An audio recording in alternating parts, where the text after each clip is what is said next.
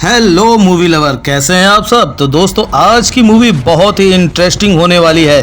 Channel पर नए हैं तो सब्सक्राइब कर लीजिएगा ऐसी ही धमाकेदार मूवी देखने के लिए। एक्सप्लेन करने वाले हैं हाल ही में आई सीरीज खौफ के आगे के एपिसोड्स को, जिसकी डिमांड आप लोगों ने की थी। अगर आपको इससे पहले की कहानी जाननी है तो आप हमारे चैनल पर देख सकते हैं। अब आप वीडियो को भी लाइक कर दीजिए। हम चलिए कहानी शुरू करते हैं। तो एपिसोड 5 की शुरुआत में हम 6 महीने पहले का सीन देखते हैं, जहां लाना जब अपनी जॉब पर जा रही होती है तभी एकदम से अनु में किसी की आत्मा आती है और वो लाना पर हमला कर देती है। यह सीन कट होता है और हमें 6 महीने बाद का सीन दिखाया जाता है, जहां ग्रेसी मधु के रूम का दरवाजा खोलती है और मधु भी पोसेस लग रही थी।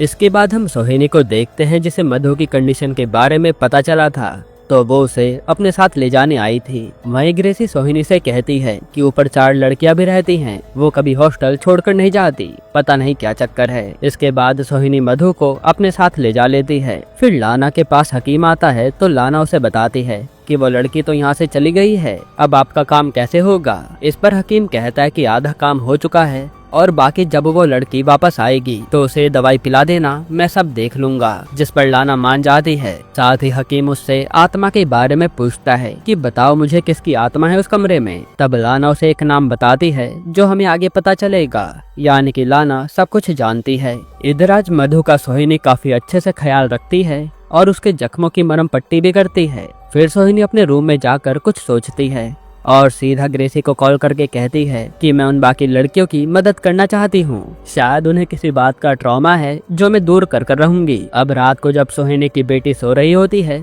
तभी उसे ठक ठक की आवाज आती है और जैसे वो नीचे जाकर देखती है तो मधु काफी डरावनी हालत में नीचे घूम रही थी, जिससे सोहिनी की बेटी डर जाती है और तुरंत अपने रूम में भाग जाती है। फिर अगले सुबह जैसे सोहिनी की बेटी जागती है तो देखती है कि मधु एकदम ठीक है और काफी अच्छे से बात भी कर रही है, जिससे सोहिनी की बेटी को कुछ भी समझ नहीं आता। इधर हॉस्टल में सोहिनी आज उन 4 लड़कियों की पूरी स्टोरी सुनती है कि वो कहां से आई हैं और क्या जॉब करती हैं, ताकि वो उसके ट्रॉमा के बारे में जान पाए। इसके बाद सोहिनी इन सबसे पूछती है कि आप लोग हॉस्टल से बाहर क्यों नहीं निकलती, जिसका इनके पास कोई जवाब नहीं था। पर हमें पास्ट का सीन दिखाते हैं कि जब रीमा हॉस्टल से बाहर जाने की कोशिश करती है तभी उसके पेट में भयानक दर्द होता है और वो आगे नहीं बढ़ पाती। खैर, प्रेजेंट में इन सबसे बातें करने के बाद सोहिनी चारों को उसके साथ हॉस्टल के गेट से बाहर चलने को कहती है और जैसे सबसे पहले कोमल आगे बढ़ती है उसके तुरंत गाल पर नाखून के निशान बन जाते हैं और वो तुरंत अंदर चली जाती है,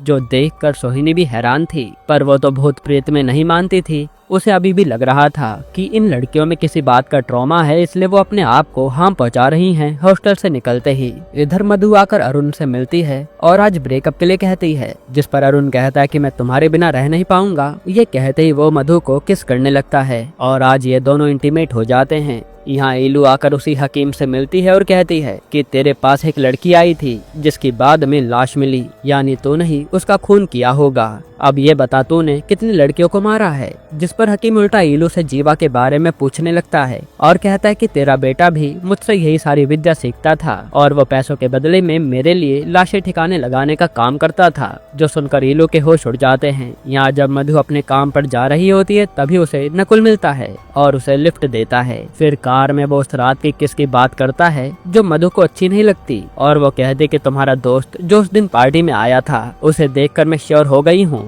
कि तुमने और तुम्हारे दोस्तों ने ही मेरे साथ दुष्कर्म किया था। तब गुस्से में नकुल रिवील कर देता है कि हाँ, वो लड़का मैं और मेरे दोस्त ही थे। असल में नकुल मधु को काफी समय पहले पसंद करता था, लेकिन मधु ने कभी उसकी फीलिंग्स नहीं समझी और कॉलेज में वो अरुण की गर्लफ्रेंड बन गई, जो देखकर नकुल को गुस्सा आया और उसने मौका पाकर फेयरवेल वाले दिन अपने दोस्तों के साथ मधु के साथ दुष्कर्म कर डाला। फिर वो मधु को सीधा एक सुनसान जगह पर ले आता है और बेचारी मधु कुछ भी नहीं कर पाती। वहीं नकुल ने अपने बाकी दोनों दोस्तों को भी बुला लिया था, जो आज उसे जान से मारने का प्लान बनाकर आए थे। तभी एकदम से वहाँ तेज हवाएं चलने लगती है और मधु गायब हो जाती है। इसके बाद जब ये लोग अलग अलग मधु को ढूंढने लगते हैं तभी मधु में एकदम से वो आत्मा हावी हो जाती है और वो नकुल के दोनों दोस्तों को बड़ी बेरहमी से मार डालती है। पर नकुल मधु की आवाज सुनकर ही वहाँ से भाग निकलता है। इधर थाने में ईलो को उसके बॉस बुलाते हैं और बताते हैं कि हमें आपके बेटे जीवा के बारे में पता चल गया है। उसकी लाश तालाब में पाई गई है जो पूरी जली हुई थी। जब उस एरिया में लाश को ले जाने कोई नहीं आया तो उन लोगों ने उसे जला दिया और अब जाकर हमें ये रिपोर्ट मिली है और ये जीवा ही है, जो देखकर ईलू खूब रोती है और सोचती है कि पता नहीं मेरे बच्चे को किसने मार डाला जो 6 महीने से गायब था। यहीं पर एपिसोड 5 खत्म होता है। एपिसोड 6 की शुरुआत में लाना और बाकी लड़कियां एक साथ होती हैं। तभी उन्हें एक आवाज आती है और जैसे वो दरवाजा खोलकर देखते हैं तो उन्हें मधु दिखती है, जो काफी डरावनी लग रही थी। फिर मधु जैसे उनके पास भागकर आती है, तब ये लोग दरवाजा बंद कर देते हैं। हालांकि इन सब की हालत काफी ज्यादा खराब हो गई थी। इधर ग्रेसी ईलू को संभालने उसके घर आई थी, जहां ईलू कहती है कि मेरे बेटे को जिसने भी मारा है मैं उसे छोड़ूंगी नहीं। फिर ईलू कहते कि जीवा को मैंने आखिरी बार 31 दिसंबर को ही देखा था, उसी के बाद से वो गायब है, पक्का उसी रात उसके साथ कुछ हुआ होगा। तभी इस पर ग्रेसी कहती है कि गलती तो तुम्हारी भी है, तुमने जीवा को सर पर चढ़ा रखा था जब वह बिना बताए निकल गया और आज तुम्हारा ये हाल हो रखा है। ये सुनते ईलू ग्रेसी पर कुछ फेंक कर मारती है और गुस्से में ग्रेसी वहाँ से चली जाती है। अब अगली सुबह मधु को होश आता है तो उसके साथ कल क्या हुआ उसे ज्यादा कुछ भी याद नहीं था। फिर वो सीधा अरुण को बुलाती है और बातों के दौरान उसे याद आता है कि शायद कल रात उसने उन तीनों लड़कों को मार डाला जिन्होंने उसके साथ दुष्कर्म किया था। ये बात वो अरुण को भी बताती है, जो सुनकर उसके होश उड़ जाते हैं। साथ ही वो बताते हैं कि वो लड़का नकुल ही था, जिस पर अरुण कहता है कि नकुल तो जिंदा है, क्योंकि कल शाम से जब तुम गायब थी तो मैंने बेला को कॉल किया था, तब वो फोन नकुल ने उठाया, यानी वो जिंदा है। फिर जब मधु रूम में जा रही होती है तभी उसे रीमा मिलती है और उसकी हालत के बारे में पूछने लगती है कि ये सब निशान कैसे हैं, जिस पर मधु बताते कि मुझे कुछ भी समझ नहीं आ रहा कि मेरे साथ ही अजीबोगरीब क्या हो रहा है। तब रीमा कहती है कि मैं एक आदमी को जानती हूँ, वो तुम्हारी मदद कर देगा, इसलिए तुम उसके पास चली जाना, जिसके लिए मधु मान जाती है। इधर ईलू अपने बेटे के केस पर काम करने आई थी, तभी उसे एक एमएलए के भाई के बारे में पता चलता है जो कई दिनों से गायब है। तभी ईलू को याद आता है कि इसे तो मैंने हकीम के पास देखा था। यहाँ सोहिनी ने निक्की की फैमिली को बुला लिया था और उसने एक बड़े डॉक्टर से भी बात कर ली थी, जो निक्की के ब्रेन की कंडीशन ठीक कर सकती है, बस उसे कैसे भी करके हॉस्टल से बाहर निकालना था। तब सोहिनी निक्की को बेहोश करके उसकी फैमिली के साथ हॉस्पिटल लेकर जाती है और निक्की को इस बार कुछ भी नहीं होता। यहाँ मधु रीमा के बताए एड्रेस पर उस हकीम से मिलने आ जाती है, जहाँ हकीम उसकी प्रॉब्लम के बारे में पूछता है और तुरंत मधु को बेहोश कर देता है। इसके बाद वो मधु की बलि देने के लिए उसे सीक्रेट रूम में लेकर आता है और तंत्र विद्या के जरिए उसकी बलि देने वाला होता है। तभी हम देखते हैं कि ईलू एमएलए के भाई को ढूंढने के लिए हकीम के घर में आ गई है और वो हर जगह हकीम को ढूंढ रही है, जिसकी आवाज सुनकर हकीम बिल्कुल शांत हो जाता है। फिर जब पुलिस को वहाँ कुछ भी नहीं मिलता तो वो लोग जाने लगते हैं। वहीं मधु होश में आ जाती है और चिल्लाने लगती है, जिसकी आवाज के पीछे जाने पर ईलू को एक खुफिया दरवाजा मिलता है और नीचे जाकर ईलू देखती है कि हकीम आज एक और बलि देने को तैयार था। तभी ईलू सारे पुलिस वालों को बुलाती है कि हकीम मिल गया है और वह मधु को वहाँ से जाने देती है। तभी हकीम ईलू से कहता है कि अगर तुम्हें अपने बेटे जीवा से मिलना है तो तुम्हें मेरे पास आना होगा। ये कहकर वो दूसरे रास्ते से बाहर की तरफ भाग जाता है और ईलू तो बस जीवा के बारे में ही सोचती रह जाती है कि इसे जीवा का सच कैसे पता कि वो मर गया है। इधर निक्की का ये लोग सारे टेस्ट कर रहे होते हैं ताकि उसके ब्रेन में क्या प्रॉब्लम है पता चल सके, लेकिन तभी मशीन अपने आप खराब हो जाती है और निक्की की उसी में तड़प तड़प कर मौत हो जाती है, जो देखकर तो सोहिनी के भी होश उड़ गए थे। फिर जब ये खबर लाना और उसके दोस्तों को पता चलती है तो वो खूब रोती हैं और उन्हें समझ आ गया था कि यहाँ से बाहर गए तो मौत पक्की है। इधर हम मधु को देखते हैं, जिसे पुलिस वालों ने हॉस्पिटल में एडमिट कराया था।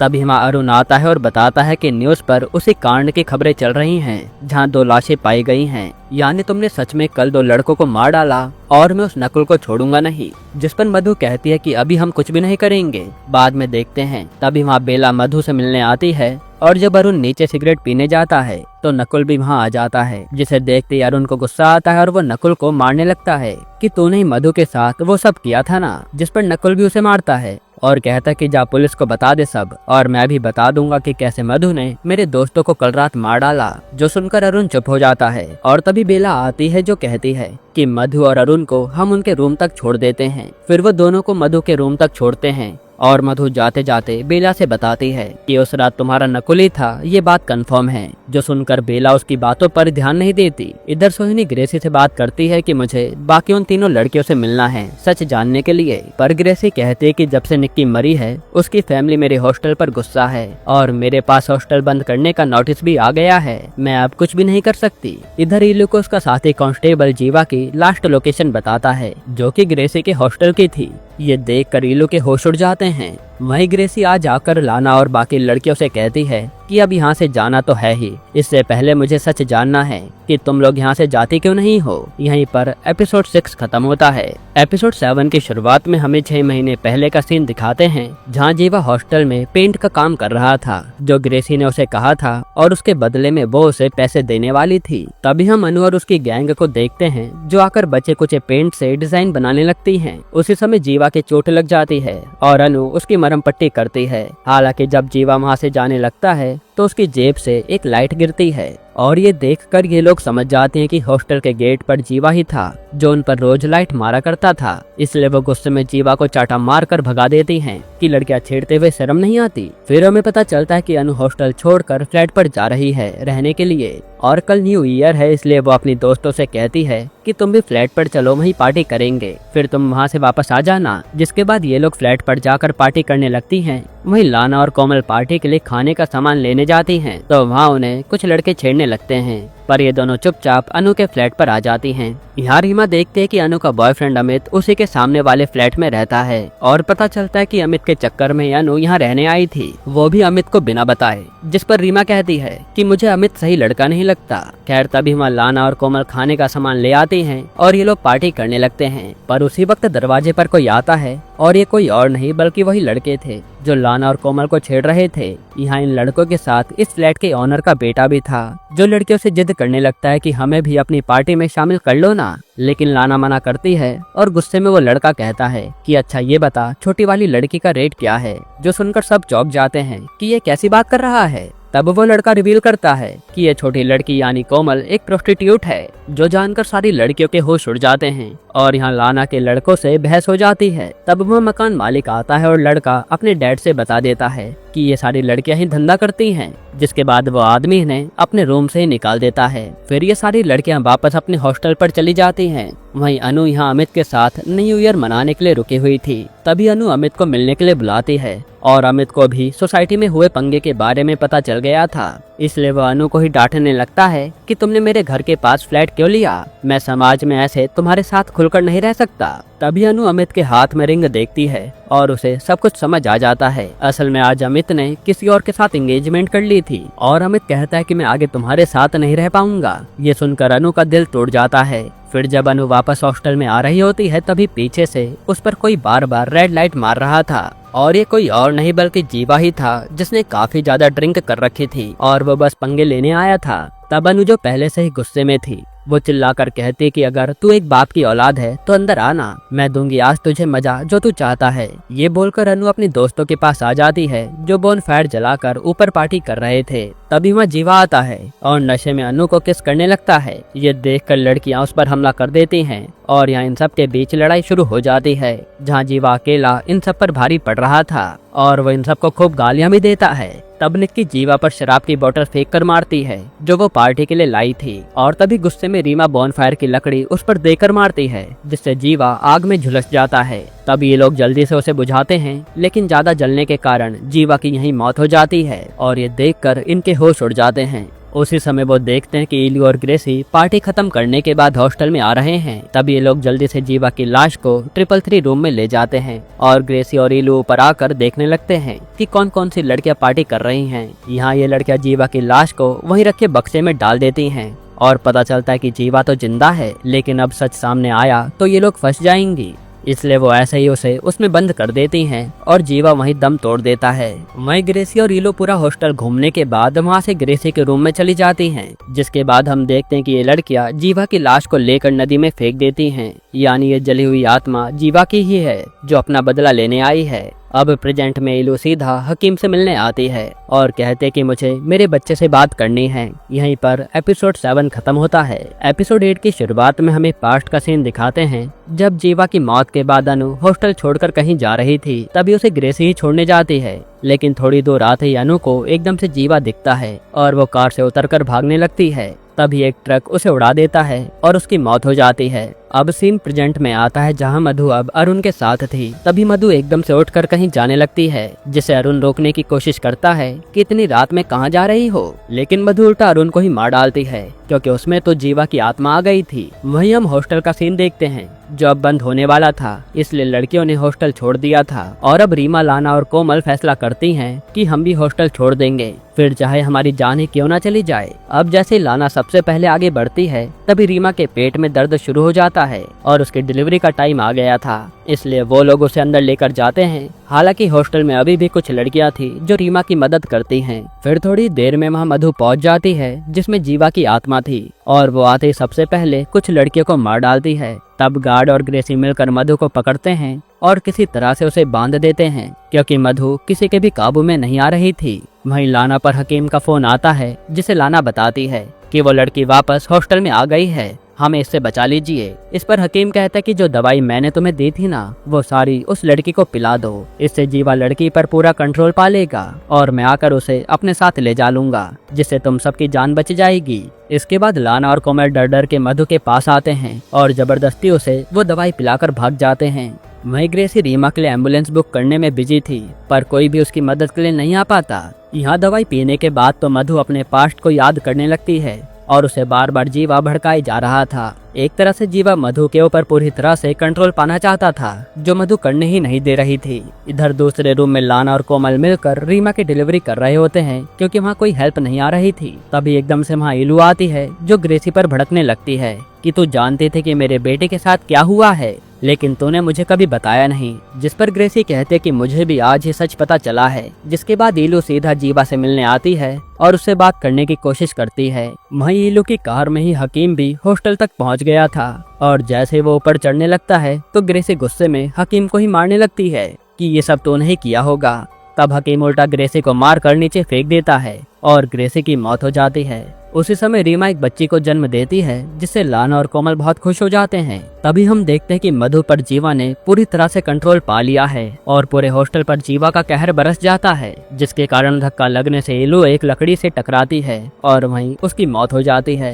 फिर एकदम से मधु को होश आता है और यहाँ इलू को मरा देखकर उसे कुछ भी समझ नहीं आता कि ये हुआ क्या। वहीं हम हकीम को देखते हैं जो काफी बदला बदला लग रहा था और अब वो हॉस्टल के आदमी को जान से मार डालता है। जिसके बाद वो सीधा लाना, रीमा और कोमल पर हमला करने आ जाता है। तब हमें पता चलता है कि असल में अब जीवा की आत्मा हकीम में आ गई है जो इन तीनों लड़कियों को मारना चाहता है। तब यहाँ लाना और कोमल हकीम का डट के मुकाबला करती हैं, पर जीवा तो इन सब पर भारी पड़ रहा था। पर उसी समय मधु एक कुल्हाड़ी लेकर आती है और आते ही हकीम का गला उड़ा देती है। यानी अब जीवा का किस्सा ही खत्म हो गया क्योंकि जिस शरीर को उसने पोजेस किया था वो शरीर ही नहीं रहा। ये देखकर सबकी जान में जान आती है। फिर हम अगले दिन का सीन देखते हैं जहाँ सोहिनी पुलिस को लेकर आई थी और वो पुलिस से कहती है कि ये हकीम ही सीरियल किलर था जो कई मर्डर कर चुका है, इसलिए इन लड़कियों ने खुद को बचाने के लिए उसे मारा है, जिससे मामला यहीं शांत हो जाता है। इसके बाद हम 1 महीने बाद का सीन देखते हैं जहाँ कोमल, लाना और रीमा एक साथ कहीं बाहर बैठे थे और वो रीमा की बच्ची संभाल रहे थे। वहीं हम मधु को देखते जो अरुण के पास बैठी थी और अरुण का इलाज चल रहा था। असल में उस रात अरुण मरा नहीं था और मधु उसके ठीक होने का वेट कर रही है। वहीं हम नकुल को देखते हैं जिसने अब बेला से शादी कर ली है, पर उसे रिसेप्शन में वहाँ पुलिस आ जाती है और वो नकुल से पूछने लगती है कि उस रात आप अपने दोस्तों के साथ ही थे ना जब उनका खून हुआ। तब नकुल कहता है कि मुझे अभी कोई बात नहीं करनी और वो अपने रूम में जाकर काफी टेंशन में लग रहा था क्योंकि अगर वो पुलिस को सच बताएगा तो उसका नाम सामने आ जाएगा कि वही मधु को लेकर वहाँ गया था जहाँ मधु ने उन सबको मार डाला। अब नकुल यही सब सोच रहा होता है कि तभी उसे मधु डरावनी हालत में दिखती है और वो एकदम से छत से कूदकर अपनी जान दे देता है। यानी मधु का डर अभी भी उसके दिमाग में चल रहा था। तभी हम एकदम से मधु को देखते हैं जिसके एक्सप्रेशंस चेंज होने लगते हैं और हम समझ पाते हैं कि शायद अभी भी उसमें जीवा की आत्मा है। यहीं पर ये सीरीज खत्म होती है। हाँ तो दोस्तों, आज की ये वीडियो आपको कैसी लगी? अच्छी लगी हो तो एक लाइक कर देना, चैनल को सब्सक्राइब कर लेना और अपने दोस्तों के साथ शेयर जरूर करना। मिलते हैं नेक्स्ट वीडियो में।